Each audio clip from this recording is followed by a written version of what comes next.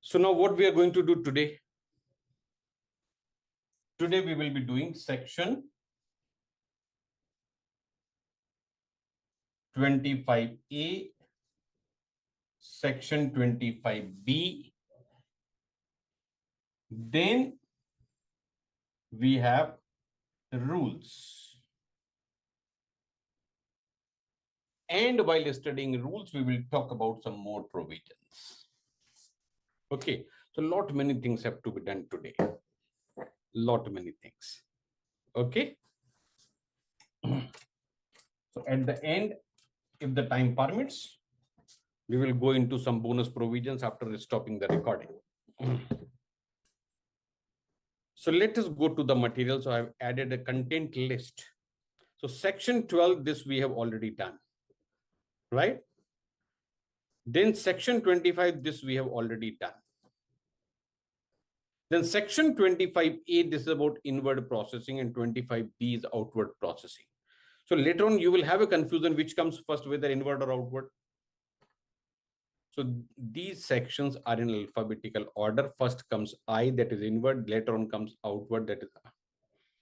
So this is are in alphabetical order. So this is easy to remember. First is inward processing, and then 25B is outward processing. Right. So A comes first, B comes second.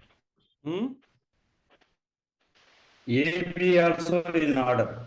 A and B, those are in order. Later on, the problem arises that what is in A, what is in B.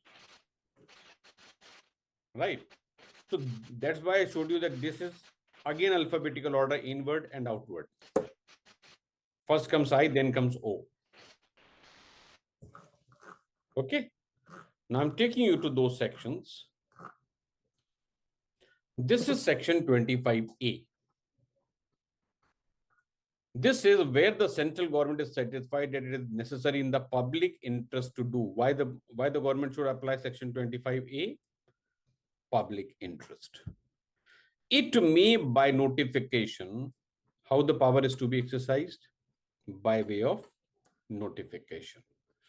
Exempt such class of goods which are imported for the purpose. Now the purpose is very, very important. Underline this.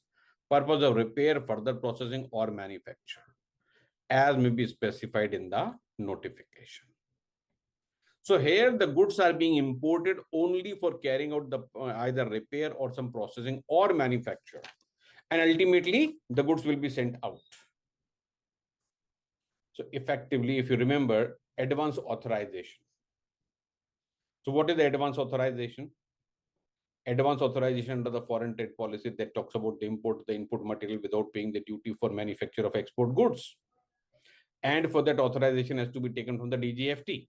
But here under section 25A, when the goods are being brought in for the purpose of repair, for processing or manufacture and specified, then what the government can do? First is exempt. Right, this is first word. Exempt from whole or any part of the duty leviable thereon subject to the following conditions, namely, no duty on import of material for repairs or processing or manufacture. Three things. First is repair, maintenance of both. Number two, processing, further processing, or the manufacture. These are three purposes specified in the section. The conditions are the following conditions. What are the conditions for availing the exemption under section 25A? Number one, the goods shall be re-exported after such repair, further processing, manufacture as the case may be within 1 year from the date on which the order for clearance of imported goods is made. So whether you want to avail section 25A, then you will have to ensure that this is fulfilled. Right? And the imported goods are identifiable. So government is having a right to decide what are the goods. To watch full video, join online batch weekdays 8:30 p.m. to 9:30 p.m. Call Tail Institute.